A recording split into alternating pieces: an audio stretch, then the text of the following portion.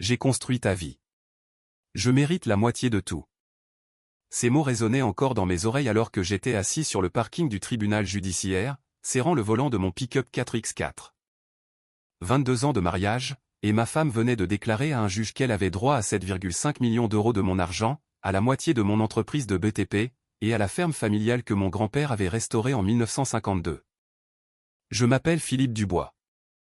J'ai 51 ans, et je viens de voir la femme que j'ai épousée se transformer en une personne que je ne reconnaissais plus.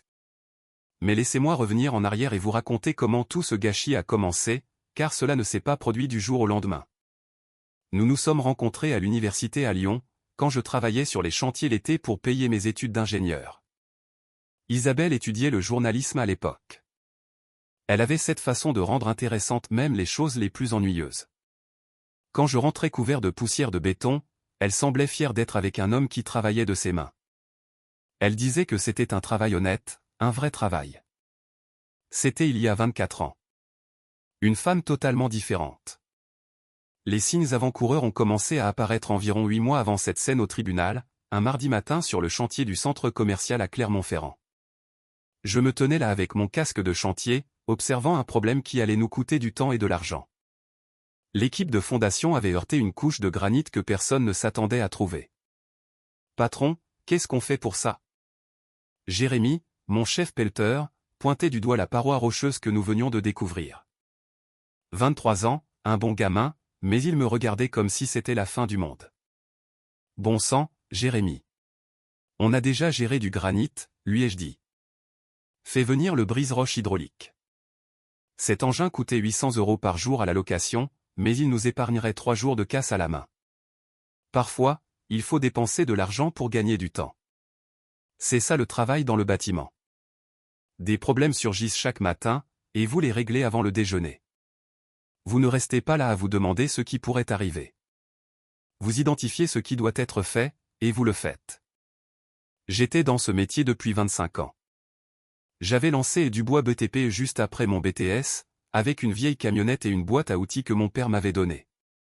Je l'avais fait passer de petits chantiers résidentiels à de grands projets commerciaux dans toute la région Auvergne. Nous avions maintenant 45 employés et faisions environ 12 millions d'euros de chiffre d'affaires par an. Pas mal pour un gamin qui a grandi en réparant des clôtures dans une ferme du Cantal.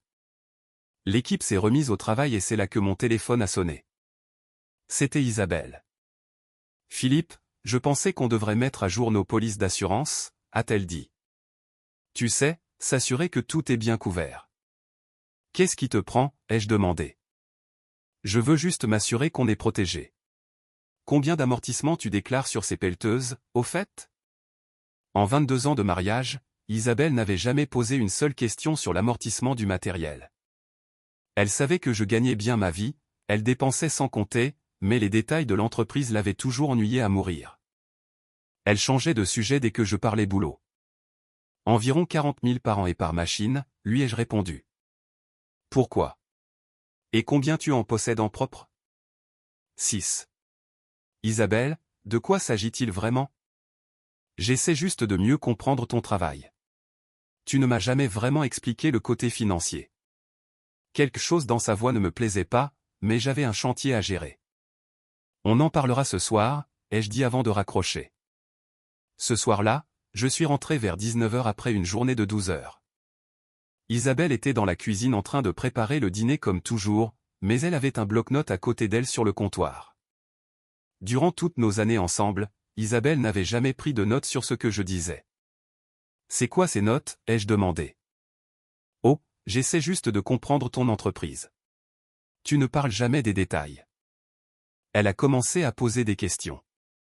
Combien de projets actifs avions-nous? Quelle était la valeur totale de l'équipement? Combien gardions-nous sur les comptes de l'entreprise? Pour une femme qui avait passé 2 décennies à dire que les discussions sur le bâtiment l'endormaient, elle était soudainement très curieuse. Depuis quand tu t'intéresses aux pelleteuses et aux marges bénéficiaires, ai-je demandé. Je suis marié avec toi depuis 22 ans, Philippe. Il est peut-être temps que je comprenne ce que tu fais toute la journée. Mais ce n'était pas de la curiosité dans sa voix. C'était du calcul. Comme si elle révisait pour un examen dont j'ignorais l'existence. Le vendredi soir, c'était soirée poker. Le même groupe chaque semaine depuis 10 ans. Antoine, mon chef de chantier qui était avec moi depuis 18 ans. Bernard, mon banquier depuis l'université. Et Raymond, qui me vendait la plupart de mes engins de chantier. On jouait chez Bernard. Rien de chic, juste une cave de 5 € et beaucoup de discussions sur le boulot, les femmes et l'actualité. Isabelle pose beaucoup de questions sur l'entreprise ces derniers temps, ai-je mentionné pendant qu'Antoine distribuait les cartes. Des trucs financiers, la valeur du matériel, ce genre de choses. Quel genre de questions, a demandé Bernard. Il avait ce ton prudent que les banquiers utilisent quand ils essaient de ne pas dire ce qu'ils pensent. Des trucs détaillés, les tableaux d'amortissement, les soldes des comptes, des choses dont elle ne s'est jamais souciée avant. Antoine a levé les yeux de ses cartes. Philippe, quand mon ex a commencé à poser des questions sur la valeur du matériel, je pensais qu'elle s'intéressait enfin à l'affaire. 6 mois plus tard, son avocat en savait plus sur mes actifs que mon comptable. Allez, Antoine. Tout ne tourne pas autour de ton divorce, a dit Raymond. Je dis juste, mon frère. Quand une femme commence à poser des questions sur l'argent dont elle ne s'est jamais souciée avant, il y a souvent une raison, et ce n'est généralement pas une bonne raison. Bernard a posé ses cartes. Tu veux que je jette un œil à la structure de tes comptes? Juste pour m'assurer que tout est bien structuré. Structuré pourquoi? Pour la protection. Tu as bâti une belle entreprise, Philippe. Elle mérite d'être protégée contre tout ce qui pourrait arriver. J'ai gagné cette main, mais je n'ai pas pu me concentrer sur les 3 suivantes. Je n'arrêtais pas de penser aux questions d'Isabelle et à l'avertissement d'Antoine. Peut-être que j'étais paranoïaque, mais 25 ans dans le bâtiment vous apprennent à faire attention quand le sol ne semble pas stable. La semaine suivante, je suis rentré tôt du chantier. J'avais oublié des plans dont j'avais besoin pour une réunion le matin. Je suis entré dans mon bureau à la maison et j'ai trouvé Isabelle en train de fouiller dans mon classeur. Elle avait son téléphone à la main et prenait des photos de contrats. « Qu'est-ce que tu fais ?» ai-je demandé. Elle a sursauté comme si je l'avais prise en train de voler. Je cherchais nos documents fiscaux. Je pensais les organiser un peu mieux. Les documents fiscaux sont dans le coffre, Isabelle. Ils l'ont toujours été. Je sais. Je pensais juste qu'il y avait peut-être des copies ici. Des copies de quoi exactement? Elle a pris cet air offensé. Celui qui signifiait que j'étais déraisonnable. Ne sois pas si paranoïaque, Philippe. J'essaie d'aider. Mais elle n'essayait pas d'aider. Elle photographiait mes contrats commerciaux avec son téléphone. Debout dans mon propre bureau, me mentant en face. Cette nuit-là, allongé dans le lit à côté d'une femme avec qui j'étais marié depuis 22 ans, j'ai réalisé que quelque chose avait changé entre nous. Quelque chose de fondamental. La femme qui était autrefois fière de mes mains tachées de béton documentait maintenant secrètement chaque euro que je gagnais avec elle. J'ai commencé à faire plus attention après ça, et ce que j'ai découvert m'a glacé le sang. Le lendemain matin, j'ai appelé Maître Gauthier. Gauthier s'occupait des affaires juridiques de mon entreprise depuis 12 ans, depuis que j'avais commencé à décrocher les gros contrats commerciaux. Un type intelligent, direct, le genre d'avocat qui vous dit ce que vous avez besoin d'entendre plutôt que ce que vous voulez entendre. Plus important encore, il comprenait le secteur du BTP. Gauthier, je pense qu'Isabelle prépare quelque chose. Qu'est-ce que je dois faire? Quel genre de choses? Je lui ai parlé des questions, de la prise de notes, du fait de l'avoir trouvée en train de photographier des contrats. Il y a eu un long silence à l'autre bout du fil. Philippe, combien de temps avant qu'Isabelle ne puisse déposer une requête et tout geler? Comment ça, tout geler? En France, elle pourrait déposer une requête demain si elle le voulait. Une fois que la procédure est lancée, le juge peut ordonner des mesures conservatoires, empêcher les transferts, tout verrouiller jusqu'à la liquidation du régime matrimonial. Ça m'a fait l'effet d'une douche froide. Comment sont structurés mes actifs professionnels actuellement? Qu'est-ce que tu veux dire par structuré? Je possède l'entreprise. Je veux dire juridiquement. Est-ce que tout est à ton nom personnel ou as-tu des protections corporatives en place? C'est juste l'entreprise du bois. Je la possède. Isabelle et moi sommes mariés sous le régime de la communauté, donc je suppose qu'elle possède la moitié. Un autre silence. Philippe, nous devons nous voir aujourd'hui si possible. Et ne discute de cette conversation avec personne, surtout pas avec Isabelle. Cet après-midi-là, je suis allé au cabinet de Gauthier dans le centre-ville de Clermont. Il avait des papiers étalés sur son bureau et ce regard sérieux qu'ont les avocats quand ils sont sur le point de vous donner un conseil coûteux. Voici la situation, a-t-il dit. Sous le régime de la communauté réduite aux acquêts, elle a droit à la moitié de tous les biens acquis pendant le mariage. Cela inclut ton entreprise, le matériel, l'immobilier, tout.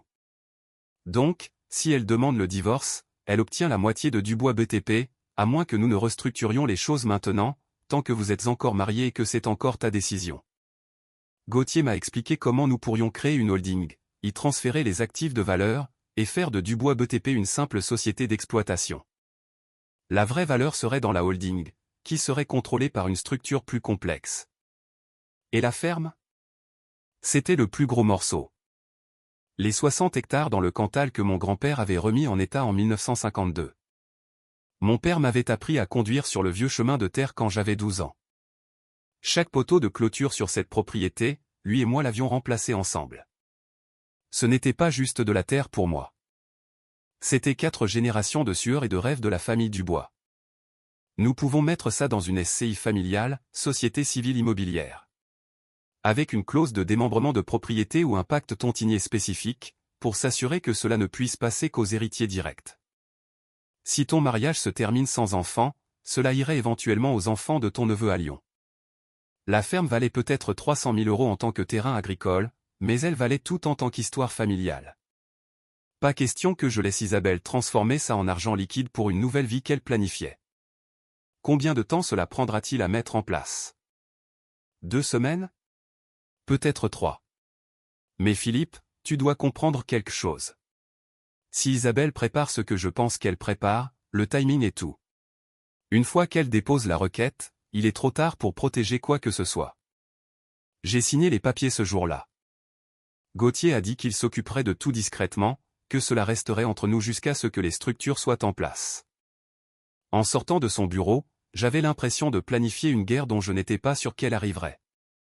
Mes 25 ans à résoudre des problèmes m'avaient appris qu'il vaut mieux réparer le toit avant qu'il ne commence à pleuvoir.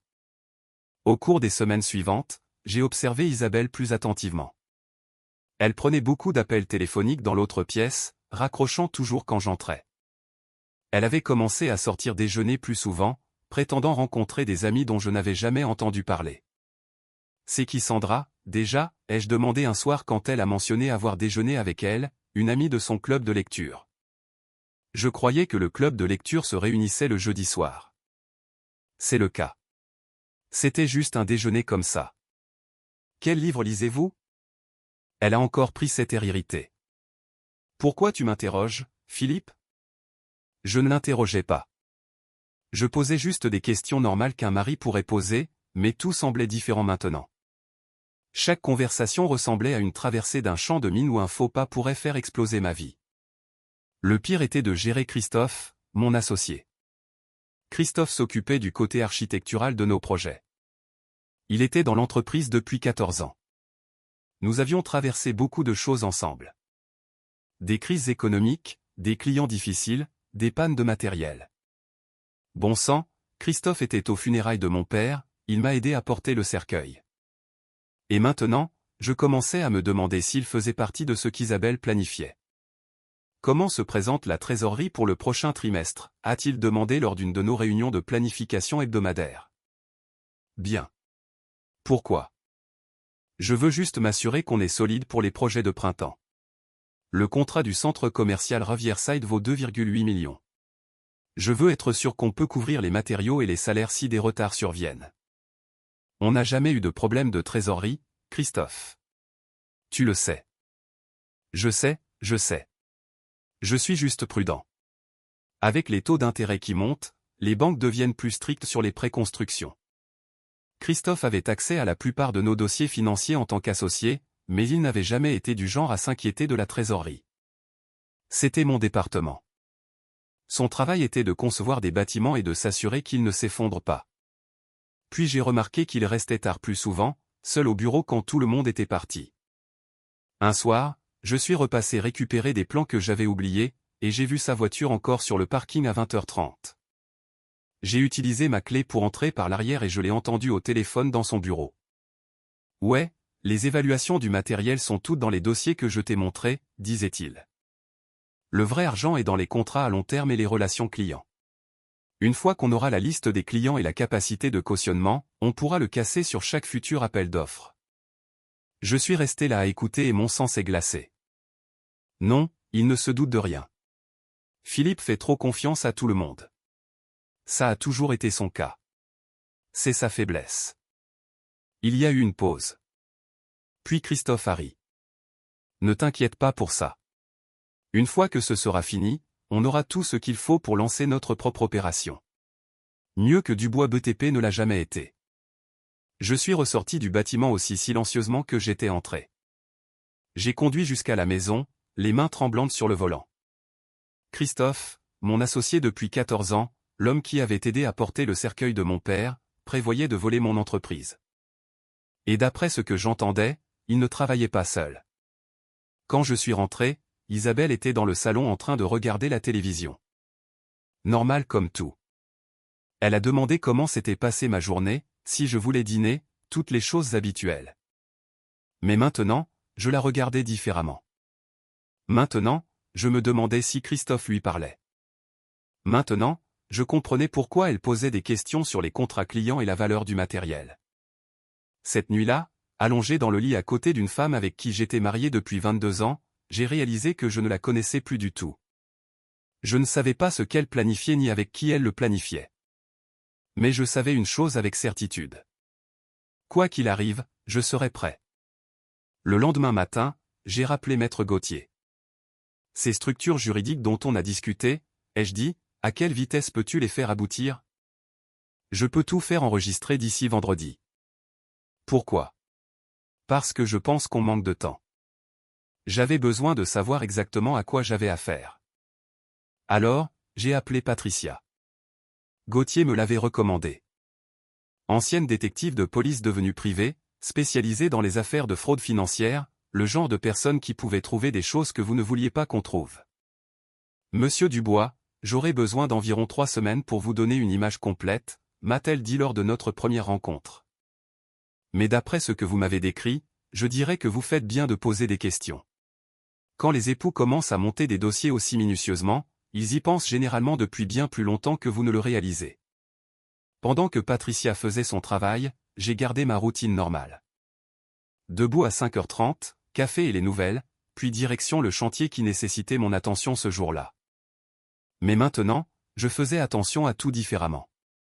Chaque appel téléphonique qu'Isabelle prenait dans l'autre pièce, chaque fois qu'elle quittait la maison pour un de ses mystérieux déjeuners, chaque question que Christophe posait sur l'entreprise. Le plus dur était d'agir normalement avec Christophe. Nous étions partenaires depuis 14 ans. Nous allions à la chasse chaque automne, parlant de plans d'affaires en attendant le gibier. Il était aux funérailles de mon père, et le voilà qui prévoyait de voler tout ce pour quoi mon père avait travaillé. Certaines trahisons blessent plus profondément à cause de l'histoire qui les précède. 3 semaines plus tard, Patricia a appelé. Monsieur Dubois, pouvez-vous me rejoindre à mon bureau cet après-midi? Nous devons parler, et vous n'allez pas aimer ce que j'ai trouvé. Son bureau était dans une zone commerciale, entre un cabinet d'expertise comptable et une sandwicherie. Rien de chic, juste un bureau, des classeurs et un ordinateur. Mais l'expression sur son visage me disait qu'elle avait trouvé exactement ce pourquoi je l'avais engagée. Votre femme planifie ce divorce depuis 14 mois, a-t-elle dit. J'ai trouvé des preuves de consultation avec 3 avocats différents, 2 détectives privés et un expert comptable judiciaire spécialisé dans l'évaluation d'entreprise. 14 mois. La première consultation remontait à mars de l'année dernière. Elle montait un dossier contre moi depuis avant le décès de mon père. Ça m'a frappé comme un coup de masse dans la poitrine. Mon père était mort en janvier et j'avais passé des mois à gérer le deuil et à régler sa succession. Pendant que je m'occupais des funérailles et du transfert de la ferme à mon nom, Isabelle planifiait de tout prendre. La femme qui m'avait tenu la main au cimetière calculait déjà comment voler son héritage. Il y a plus, a continué Patricia. Votre femme a une liaison avec Christophe depuis 10 mois. Elle a fait glisser un dossier sur le bureau. Des reçus d'hôtel, des notes de restaurant, des photos d'eux ensemble dans des endroits où ils pensaient que personne ne les reconnaîtrait. En regardant cette photo de Riant au dîner dans un restaurant à Lyon, j'ai réalisé qu'il ne planifiait pas seulement de prendre mon entreprise. Il la célébrait. Christophe lui fournit des informations confidentielles sur l'entreprise. Bilan financier, contrat client, évaluation du matériel, projection de projets futurs, tout ce dont elle aurait besoin pour monter un dossier de divorce. Votre femme a photographié vos polices d'assurance professionnelle. Elle sait exactement quel matériel peut être liquidé et ce qu'il vaut. J'étais assis là, fixant les photos, mes mains tremblant si fort que je ne pouvais pas tenir ma tasse de café. Ma femme et mon associé planifiaient ma destruction pendant que j'étais à la maison à penser que nous traversions des problèmes conjugaux normaux. Je les ai suivis dans 3 hôtels différents sur 2 mois, a dit Patricia. Christophe payait toujours en espèces, mais il utilisait sa carte bancaire pour les restaurants après. Négligent. Il prévoit de lancer une entreprise concurrente une fois le divorce prononcé. Votre femme obtient l'argent du règlement. Christophe apporte les services d'architecte et les relations clients qu'il a développés en travaillant pour vous. Pouvons-nous prouver que Christophe a violé son pacte d'associé?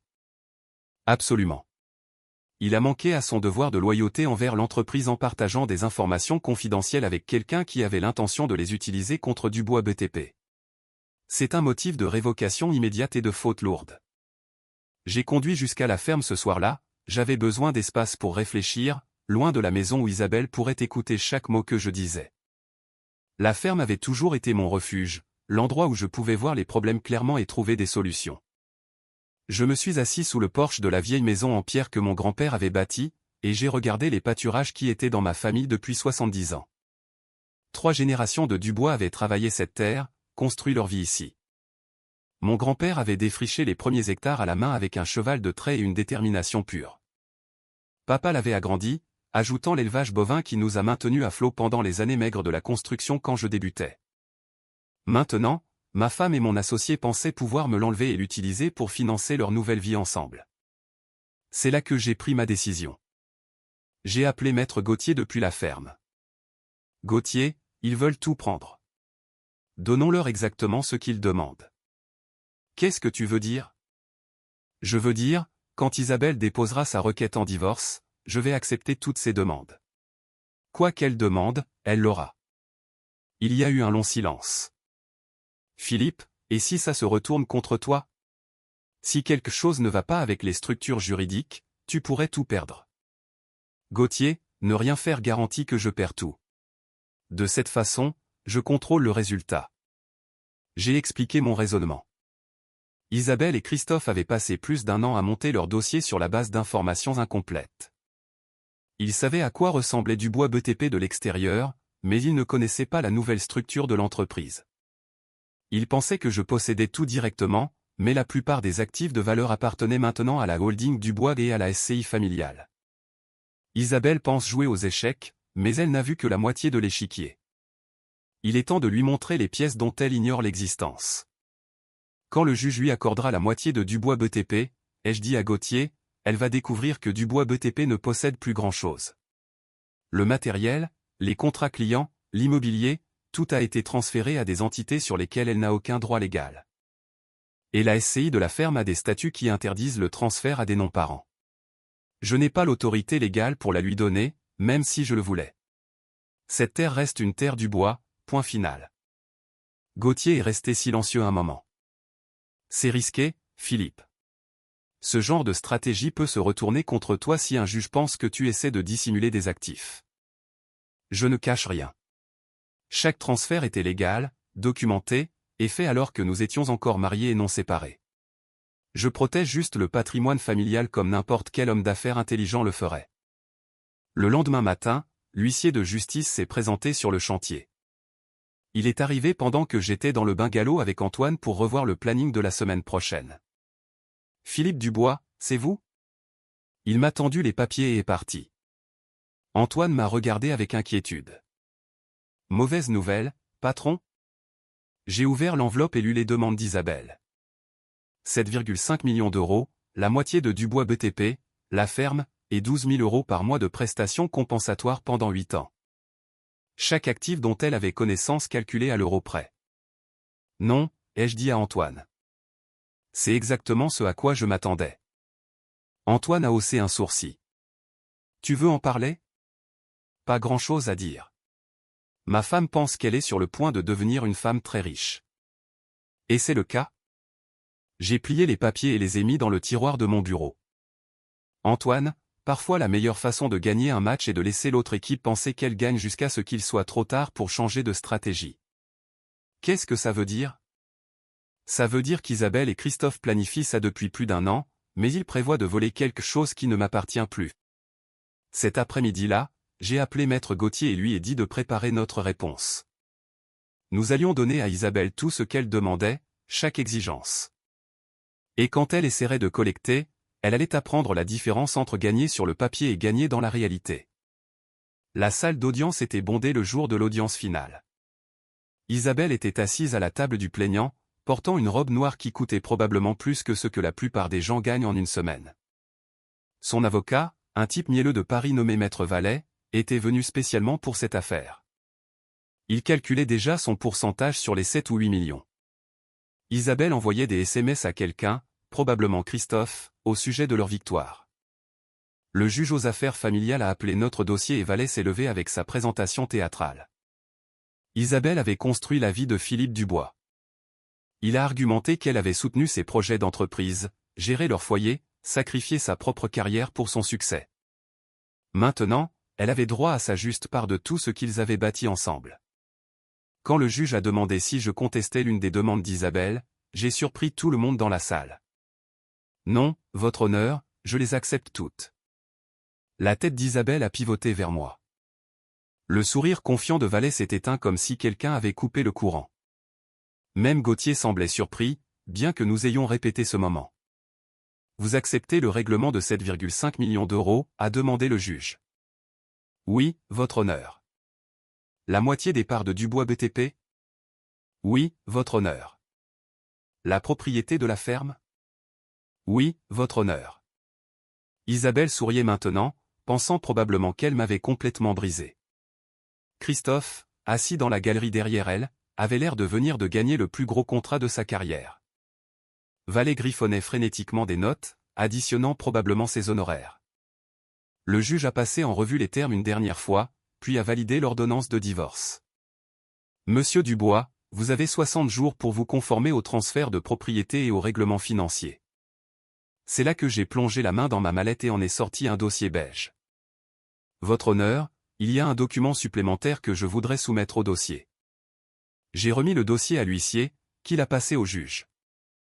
À l'intérieur se trouvaient les documents de structure corporative de la holding Dubois, les statuts de la SCI pour la ferme, et le rapport d'enquête de Patricia documentant tout ce qu'Isabelle et Christophe faisaient depuis 14 mois.